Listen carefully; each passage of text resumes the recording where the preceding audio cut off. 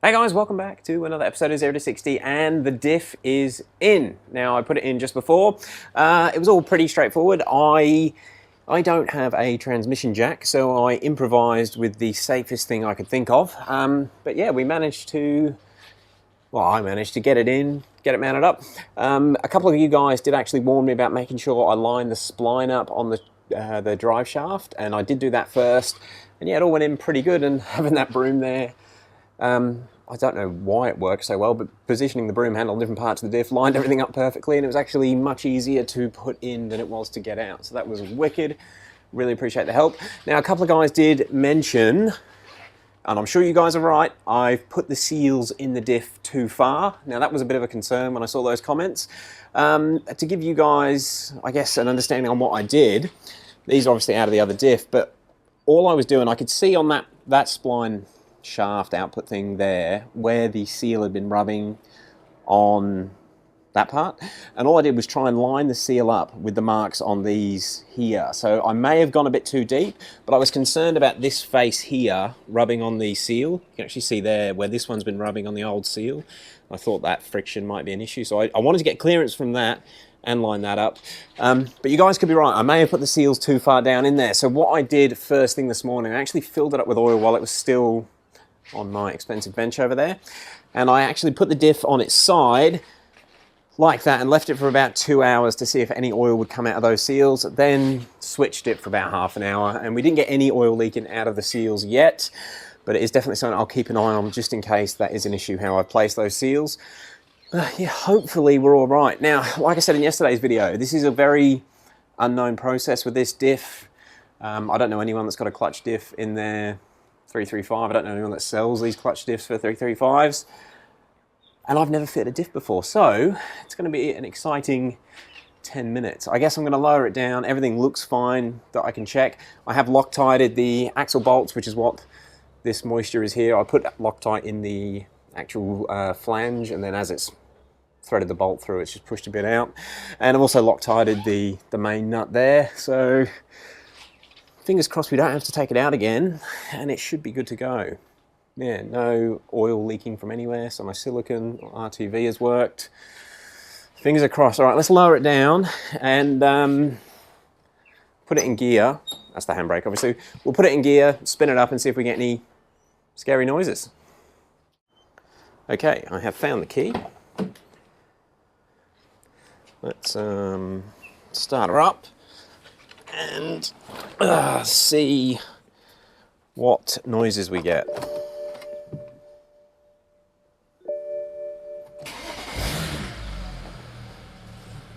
Good to know the engine still works. Date and time. The battery did get low. Alright, while the car's warming up before we get too fumey, let's see if we get any noises as it goes into gear. Alright, we're in drive.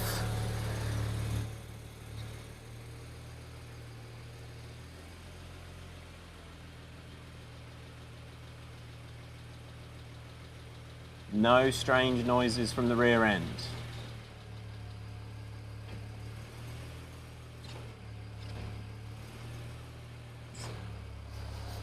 Okay, that's a good sign. What I might do is put you guys on a tripod, and then we'll make sure that it's actually working as an LSD as well.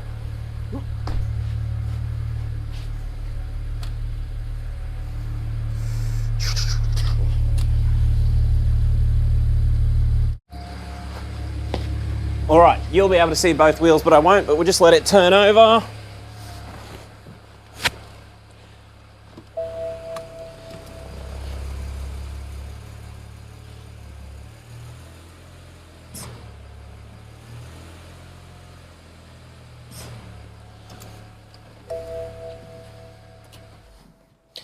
Actually, I'm going to, hopefully you guys can still hear me.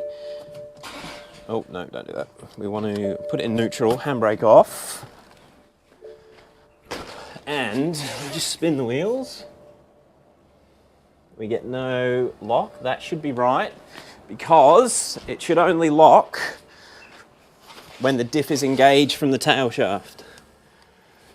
Cool, so that's not going to be too horrific. We can see if I spin it fast enough, the clutch drags. Spinning it that way, okay. So in theory, that means we shouldn't be too harsh driving it around. All right, I think we've got to get off the hoist and take it for a drive.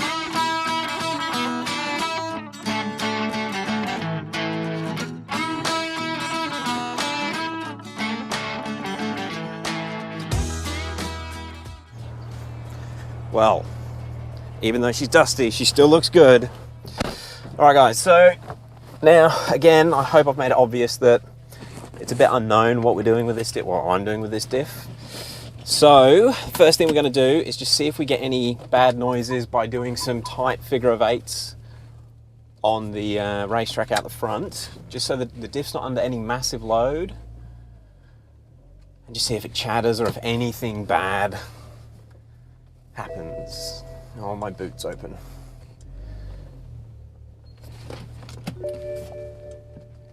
Huh. Thought I heard the part brake squeaking then, so I pulled the lever up and then it showed me a warning, but who knows? Okay, so first off, just going to do some tight turns on the grass, just make sure the diff doesn't bind up. And try to snap an axle or anything bizarre.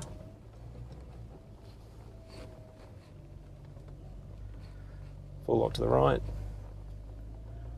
Oh, the car slowed down then, like it was struggling to turn. But no clunks. Okay, let's turn. I haven't coded this diff yet either, by the way, so the ECU may still interfere if it wants to.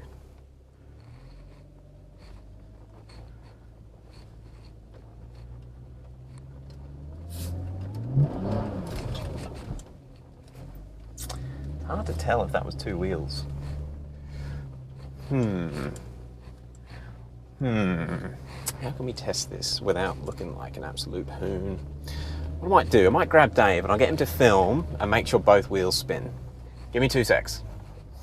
Okay, so I'm just going to try and spin the wheels, just make sure they do both spin. They probably would on grass, but we'll just see how even it is as we peel out. I basically want the clutches to engage and just see if it explodes or anything weird like that.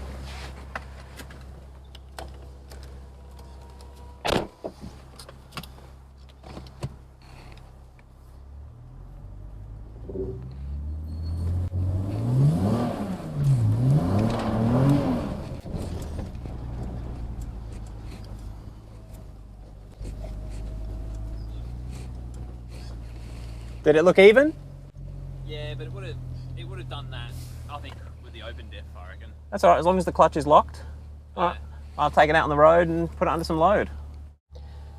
Okay, not sure how much of that just worked, but assuming you guys didn't hear what we said, it appears to look like both wheels spun evenly. I mean, we're on the grass, so we're not under any load yet, and it would definitely spin both wheels on the grass before, but it spun it evenly, and it actually, I had to put opposite lock in, where normally this thing, it'll spin wheels and just go in a completely straight line.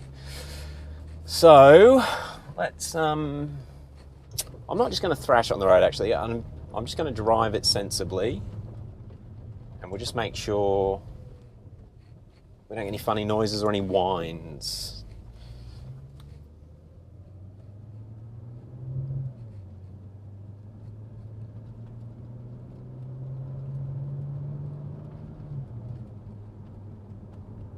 Cannot hear the diff, it's quiet. That was about 50 kilometers an hour. Get going a bit quicker. I heard it, it just chirped a tyre coming out of that left-hander. So the diff is working. I heard it scrape on the gravel. All right. We are now doing 60. No whines. We'll just get it up to a slightly higher speed. It's actually a nice road surface up here where the tyre noise quietens down, and that'll let me know if it's making any noise. I'm just going to go on and off the power.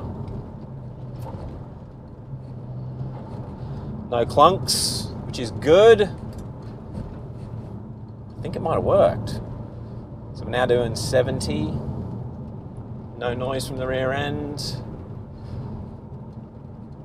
Oh, you always get that little bit of relief when you're doing something you're not familiar with for the first time. You're like, did you mess it up? It's starting to feel like we didn't mess up. All right. So I'm now going at a speed that would definitely constitute diff whine if it was going to whine. And all I can hear is my cup holders rattling. I think we're good. Oh, pothole. So off the throttle, she turns all right. Oh, we've got a bus coming. And yeah, if I accelerate doing a sharpish corner, I can hear that inside wheel chirping, which is cool. It's what it's supposed to do. All right. This is a really shitty road. I need to get some more heat in the car. You guys will see me in a few minutes, and I'll might do a bit more of a launch and just see how it launches. So traffic's just a bit killer at the moment. I went home and I've just made sure that we've got no leaks, nothing peeing out the diff, everything looks fine. But I'm just wondering if you'll hear the rear wheels squirming on the gravel here.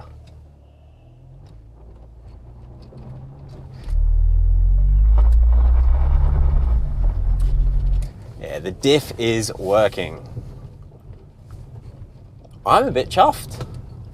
So it's not, it's, how can I describe it? It feels quite aggressive, which is what these clutch diffs are supposed to do. The diff in David's M5, which is a quaif, which is a torsion style or a helical style diff, that doesn't do that on the gravel. Not at such low loads, where this, as soon as the torque hits the input on the diff, it's locking the rear wheels. Okay, now because traffic's a bit shit, I'm just gonna take it for a bit of a drive, and you guys will hopefully have a highlight reel of what it feels like. Oh, I've got traction control on. I saw the yellow light thinking traction's off, but it was pulling power. Okay. This is only a very slow area, but we can still sort of drive out of these tight corners. There's people.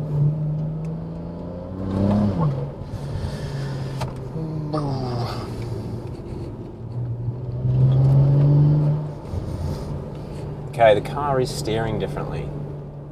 You can feel that it feels different.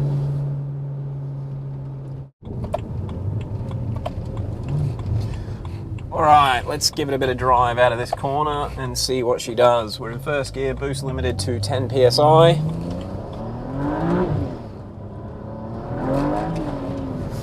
She works! It kicks sideways. It wouldn't normally do that. I love it. So that instantly feels more like Declan's M2 than this used to feel. You have to put steering input in, which means the diff is doing what it's supposed to be doing. I do want to launch it from a dig. Let me find somewhere.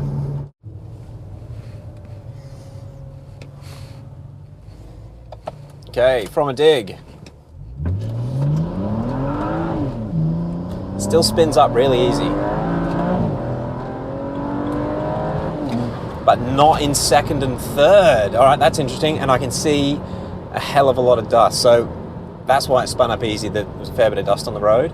But it hooked in second, where it doesn't normally hook in second. Woo! Okay, the diff is doing what it should have done. That's awesome. Something I've noticed, I've just been doing a bit of twisty stuff, and we'll come into it in a second. It has changed the way the car feels mid-turn. I guess it's the rear end trying to drive. When I had a track car, which is 15 years ago now, I actually had a lock diff in that, and I quite like the feel of a locked rear end when you're pushing on it, but again, just not being used to it in this car, it is a weird sensation on this very first drive.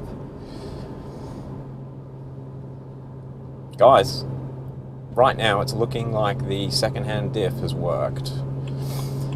I've never been able to go flat out in second gear before, ever. And I'm running 18 PSI in second right now on the E60 map, so that's a big difference. Oh my God. Okay, what I did then, I hope I caught it on film, that was a 40k roll on a dust-filled road, which normally this car would just blaze and sit still, and it's, I'd say 90% hooked. That's good. Roll racing is going to be good. I wonder if we can do another one. We'll do another 40 roll. This is 40 kilometers an hour, which is what they decide to do for Aussie roll racing. So we're slowing down. We're in a construction zone with the speed limit 60, but we'll see if we can go flat out from 40. So 40 k's an hour and mashing it.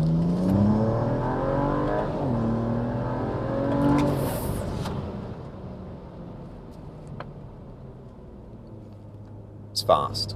It works. Holy shit. Who would have thought limited slip diff would actually put power down better? Right, guys. I'll meet you back at the house and I'll give you a bit of a summary on my thoughts, and we'll check underneath, just make sure nothing's leaking. But yeah. Oh, I feel so much better under load. Oh my God. I hate open diffs. It responds like a real car now.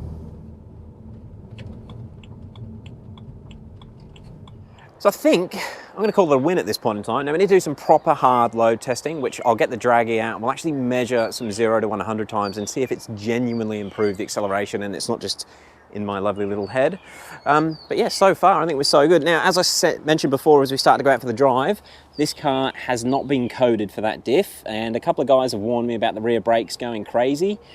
I guess, well, I don't know. I would have thought the electronic LSD would only work if there's a differentiation in left and right wheel speed, which that should have now been limited because of the LSD. But we'll see. But yeah, that's what she looks like under there, guys. No oil, although the GoPro might not be picking it up, but she is nice and dry.